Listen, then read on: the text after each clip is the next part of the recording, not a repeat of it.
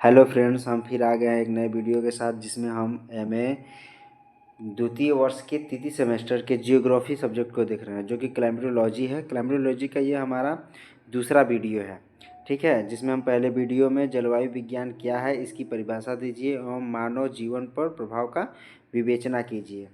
इसका मैंने आंसर कराया था। तो अभी मेरा ये सेकेंड वीडियो है जिसमें हम क्वेश्चन देख सकते हैं। वायुमंडल के संगठन एवं संरचना का विवरण दीजिए तथा पर्यावरण पर बढ़ते हुए ग्रीन हाउस गैसों का प्रभाव का विश्लेषण कीजिए। तो इसका आज हम आंसर देखेंगे, ठीक है।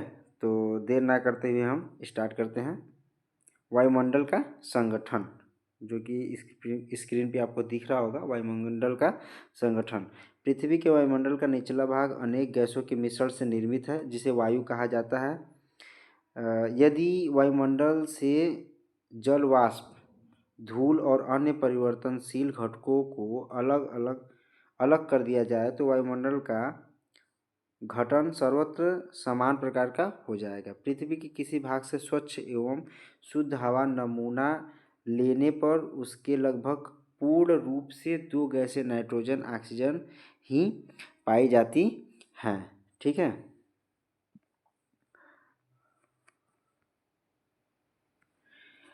संपूर्ण वायुमंडल का 78% भाग नाइट्रोजन एवं लगभग 21% जो कि हमारा ऑक्सीजन है। ये तो मैक्सिमम लोग जानते ही होंगे कि जो हमारा संपूर्ण जो वायुमंडल है उसमें नाइट्रोजन हमारा 78% और जो हमारा ऑक्सीजन है वो हमारे पास है कितना, 21%, ठीक। सूक्ष्म वायु के शेष भाग में अन्य गैस पाई जाती हैं। जो हमारा वायुमंडल का भाग होता है उसमें 21% जो है हमारा क्या है, ऑक्सीजन, और 78% हमारा होता है नाइट्रोजन। और अन्य गैसें हमारा कितना में आ जाते हैं, जो अन्य शेष बच जाता है 1% में हमारा क्या है, अन्य गैस जैसे कार्बन और सारी गैसें हैं, कार्बन मोनोऑक्साइड, कार्बन डाइऑक्साइड, ये सब सारे क्या आते हैं, 1% में आते हैं, ठीक है। तो इसी तरह वायुमंडल में कार्बन डाइऑक्साइड यद्यपि बहुत कम मात्रा में पाई जाती है, किंतु यह गैस वायु का एक महत्वपूर्ण घटक है क्योंकि इसमें पृथ्वी से निःसृत ऊष्मा शक्ति को अवशोषित करने की क्षमता होती है, जिससे वायुमंडल को गर्म बनाने रखने में सहायता प्राप्त होती है। यद्यपि तापमान और वायु दाब जैसी वायुमंडल की अन्य महत्वपूर्ण विशेषताएं समय और स्थान के संदर्भ में प्राप्त परिवर्तनशील होती हैं, किंतु किसी निश्चित आकार की इकाई में विद्यमान गैसों के सापेक्षिक अनुपात के संदर्भ में वायुमंडल कम से कम निचले भाग में सतत समान बना रहता है। इस प्रकार वायुमंडल एक प्रकार से एक ही गैस से निर्मित प्रतीत होता है, जिसे हम सामान्यतया वायु कहते हैं, जो कि सामान्यतया भौतिक नियमों से निर्मित होती है। इसमें देख लेते हैं गैसें, ठीक है। आपको मैंने फर्स्ट वीडियो में ही बताया था कि हमको एग्ज़ाम के दृष्टि से जो कि हेडिंग है, हेडिंग हमको मैक्सिमम याद रखना है कि सब हेडिंग हम याद रखें और उसमें से थोड़ा थोड़ा कंटेंट एग्ज़ाम में क्या करते हैं, लिखते जाते हैं, ठीक है। शुष्क वायु के प्रमुख घटकों नाइट्रोजन और ऑक्सीजन मिलकर संपूर्ण वायुमंडल का लगभग 99% है। उसके पश्चात आर्गन गैस 0.93% का स्थान है। नाइट्रोजन और ऑक्सीजन गैस वैसे तो वायुमंडल में सर्वाधिक मात्रा में पाई जाती हैं और पृथ्वी पर जीवन के लिए बहुत बहुमूल्य भी हैं, किंतु मौसम को प्रभावित करने वाले कारक के रूप में सबसे महत्व बहुत थोड़ा है, ठीक है। इनका महत्व क्या है, बहुत थोड़ा है। कार्बन डाइऑक्साइड का महत्व बहुत अधिक है, जबकि यह बहुत थोड़ी मात्रा में ही पाई जाती है। इसमें ऊष्मा के अवशोषण की क्षमता होती है। वायुमंडल में पाई जाने वाली अन्य गैसों में ओजोन भी बहुत अधिक महत्वपूर्ण गैस है, जिसे O3 से हम डिनोट करते हैं, जो ऑक्सीजन का त्रिआण्वीय स्वरूप है। मानव द्वारा ग्रहण की जाने वाली ऑक्सीजन की भांति ओजोन नहीं होता है। यह गैस वायुमंडल में बहुत थोड़ी मात्रा में पाई जाती है। यदि वायुमंडल में विद्यमान ओजोन को भूतल पर फैला दिया जाए तो इसकी परत की मोटाई मात्र 0.4 सेंटीमीटर होगी।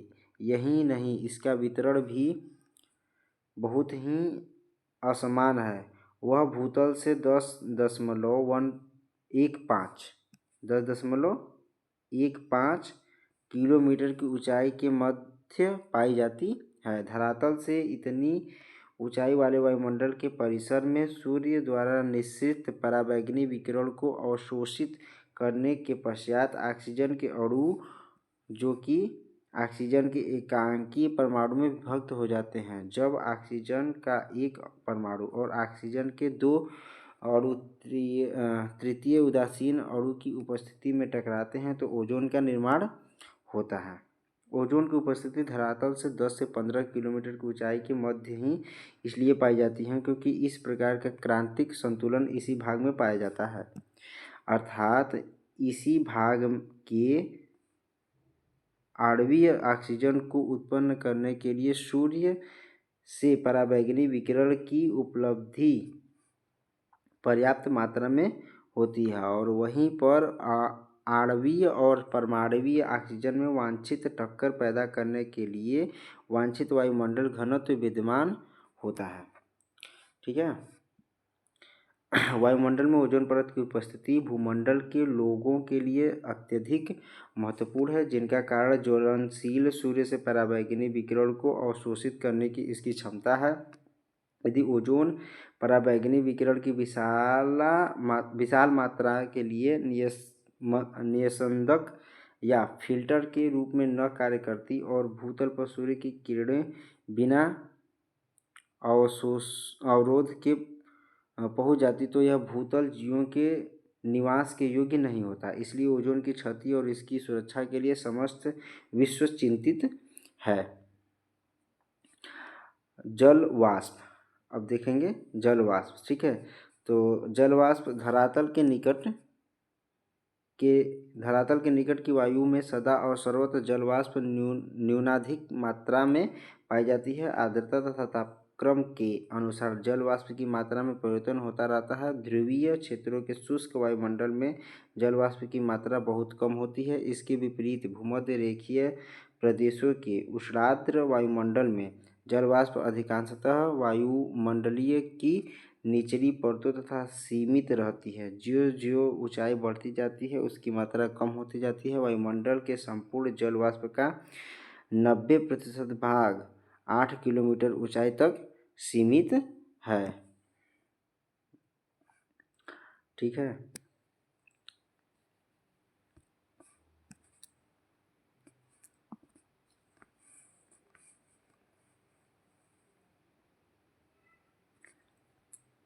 वायुमंडल की संपूर्ण आर्द्रता का केवल 1% 10 किलोमीटर ऊपर पाया जाता है।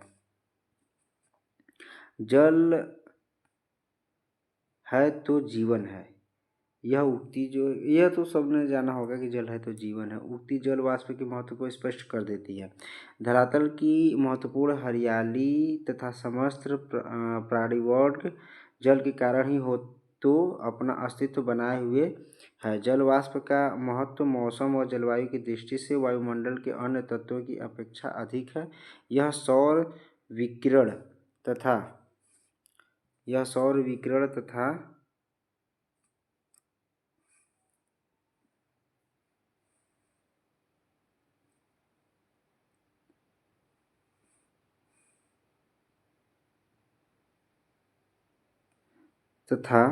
पार्थिक विकिरण को असंत सोख लेती है। जल वाष्प और विकिरण के लिए अधिक पारदर्शक होने के कारण धरातल के तापक्रम को सम रखने में सहायक होती है। घनीभूत आर्द्रता के विविध रूपों जैसे बादल, वर्षा, कोहरा, ओस, तुषार, पाला, हिम आदि का मूल स्रोत जलवाष्प ही है। वायुमंडलीय जलवाष्प से ही विभिन्न प्रकार के तूफानों तथा त्वरित झंझावातों को शक्ति प्राप्त होती है। वायुमंडल की स्थिरता पर भी इसका बहुत प्रभाव है। वस्तुतः अंग्रेजी भाषा का शब्द एटमॉस्फियर ग्रीक भाषा के एटमॉस शब्द से बना है, जिसका अर्थ होता है वाष्प। इस प्रकार वायुमंडल को यदि वाष्प प्रदेश कहा जाता जाए तो अयुक्ति नहीं होगी। वैज्ञानिकों का अनुमान है कि धरातल से ही प्रति सेकंड 1.6 करोड़ टन जलवाष्प वायुमंडल को प्राप्त होता है। यदि वायुमंडल की संपूर्ण आर्द्रता घनीभूत होकर वर्षा के रूप में धरातल पर गिर जाए तो समस्त भूतल पर 1 इंच वर्षा के बराबर होगी। नेक्स्ट हमारा है धूल कण। ठीक है, धूल कण वायुमंडल की निचली परतों में असंख्य धूल कण वायु में तैरते रहते हैं। वायुमंडल में गैस या जल वाष्प के अतिरिक्त जितने भी ठोस पदार्थ का कण रूप में उपस्थित रहते हैं उन सभी को धूल कणों की संज्ञा दी जाती है।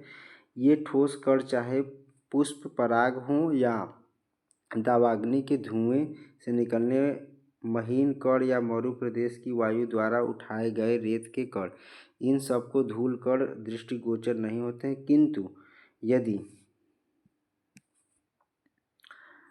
रोशनदान से सूर्य किरण की एक बिंब फर्श पर पड़ रही है तो उसमें हमें असंख्य सूक्ष्माति सूक्ष्म धूल के कण तैरते हुए दिखाई पड़ते हैं, परंतु ये कण तो सूक्ष्मदर्शी यंत्र से भी नहीं दिखाई पड़ते। वायुमंडल के विभिन्न भागों में विभिन्न मात्रा में धूल के कण पाए जाते हैं। महासागरों के ऊपर की स्वच्छ वायु में भी प्रति घन सेंटीमीटर वायु में सैकड़ों कण पाए जाते हैं। इन कणों का जलवायु की दृष्टि से कुछ कम महत्व नहीं है। वायुमंडल को पार करके आने वाले सौर विकिरण का कुछ भाग इन कणों के द्वारा सोख लिया जाता है। इनके द्वारा सूर्य विकिरण का परावर्तन तथा प्रकीर्णन भी होता है। इन्हीं के कारण उषा काल एवं धूलि की तीव्रता तथा उसकी अवधि निर्धारित होती है। वायुमंडल में गैसों तथा धूल कणों के द्वारा जो वर्णनात्मक प्रकीर्णन होता है उसी से आकाश नीले रंग का दिखाई देता है तथा उसी कारण सूर्योदय एवं सूर्यास्त के समय आकाश का रंग क्या हो जाता है, लाल दिखाई देता है। ठीक है, आगे वायुमंडल की संरचना। वायुमंडल की संरचना तापमान के आधार पर वायुमंडल की ऊंचाई को 4 भागों में विभक्त किया जाता है। क्षोभमंडल या परिवर्तन मंडल, जिसे हम ट्रोपोस्फियर कहते हैं, समतापमंडल, मध्यमंडल और तापमंडल। ठीक है, उक्त चारों परतों की सीमाएं अचानक परिवर्तित न होकर संक्रमणशील है, अतः प्रत्येक मंडल के मध्य विद्यमान संक्रमण मेखलाओं को अलग नाम दिया गया है। यथा क्षोभमंडल को क्षोभ सीमा जो कि क्षोभ मंडल और समताप मंडल के मध्य विस्तृत है। समताप सीमा समताप मंडल और मध्य मंडल के मध्य विस्तृत है। मध्य सीमा मेसोस्फीयर मध्यमंडल और तापमंडल के मध्य विस्तृत है। पहला है क्षोभमंडल। वायुमंडल की सबसे निचली परत जिसमें ऊंचाई बढ़ने के साथ साथ तापमान घटता जाता है तो क्षोभमंडल कहा जाता है। ऊंचाई बढ़ने के साथ साथ क्या होता है, तापमान घटता जाता है। वायुमंडल की इसी परत में लगभग समस्त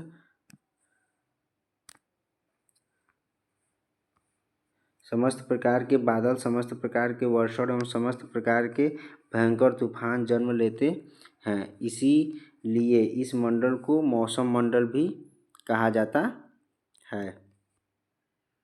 ठीक है, क्षोभमंडल में ऊंचाई में वृद्धि के साथ तापमान के ह्रास की दर 65 सेंटीग्रेड प्रति किलोमीटर होती है। वैसे यह दर सतत समान नहीं है, तथापि ह्रास की दर औसतन 12 किलोमीटर की ऊंचाई तक पाई जाती है। क्षोभ सीमा क्षोभ मंडल से बाहर समस्त समताप मंडल पाया जाता है और क्षोभ मंडल तथा समताप मंडल के मध्य की संक्रमण मेखला को ही क्षोभ सीमा कहा जाता है। समताप मंडल, इस मंडल में तापमान 20 किलोमीटर की ऊंचाई तक समान बना रहता है। इसके पश्चात तापमान में धीरे धीरे वृद्धि होने लगती है, जो कि समताप मंडल की सीमा है, अर्थात लगभग 30 किलोमीटर की ऊंचाई तक समताप मंडल रहता है। जहां क्षोभ मंडल में वायुमंडलीय गुण विशाल पैमाने के विक्षोभ और मिश्रण के कारण परिवर्तन होते रहते हैं, वहीं समताप मंडल में ऐसा नहीं होता है।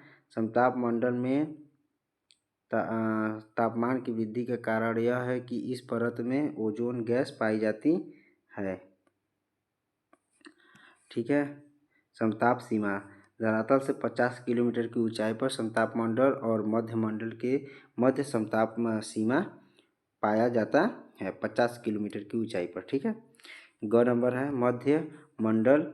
इस मंडल में भी ऊंचाई बढ़ने के साथ साथ ताप क्या होता है, कम होता जाता है। इस मंडल की धरातल से ऊंचाई लगभग 80 किलोमीटर होती है, जहां पर तापमान लगभग 100 डिग्री सेंटीग्रेड पहुंच जाता है। यहाँ का तापमान क्या होता है, बहुत ज़्यादा होता है। मध्य सीमा, मध्य मंडल की सीमा अर्थात धरातल से 80 किलोमीटर की ऊंचाई पर मध्य सीमा पाई जाती है।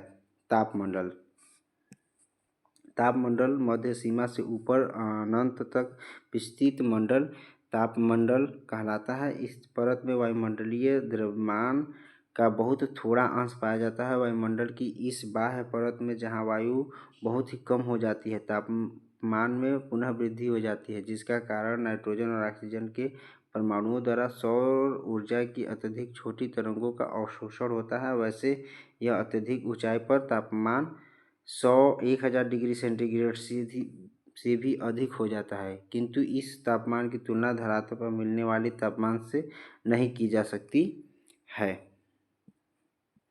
अब हम देखेंगे ग्रीन हाउस प्रभाव तथा वायुमंडलीय प्रभाव में अंतर। कई विद्वानों ने ग्रीन हाउस प्रभाव वायुमंडलीय प्रभाव के नाम से पुकारा है। ठीक है। ग्रीन हाउस प्रभाव को वायुमंडलीय प्रभाव के नाम से क्या किया है, पुकारा, परंतु इन दोनों में काफ़ी अंतर है। प्रथम, ग्रीन हाउस प्रभाव के कारण सीधा ऊर्जा का निष्कासन होता है, जबकि वायुमंडलीय प्रभाव सौरिक ऊर्जा का अप्रत्यक्ष प्रभाव रूप से निष्कासन करता है। दूसरा महान अंतर दोनों में यह है कि सौरिक ऊर्जा से शीशे या कांच का प्लास्टिक के नीचे या आर पार तापमान में वृद्धि हो जाती है, परंतु वायुमंडलीय प्रभाव के कारण कांच एवं प्लास्टिक के नीचे तापक्रम में न तो वृद्धि होती है और न ही गर्मी महसूस होती है। तीसरा अंतर है दोनों में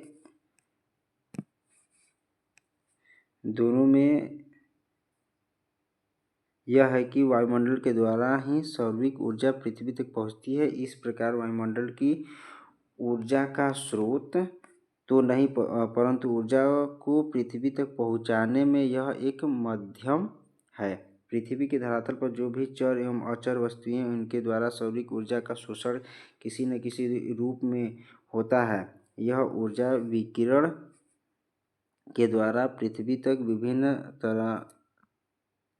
तरंगायामों द्वारा पहुंचती है। दीर्घ तरंगायाम तथा लघु तरंगे इनके मुख्य माध्यम हैं। ठीक है। इतना अंतर काफ़ी है।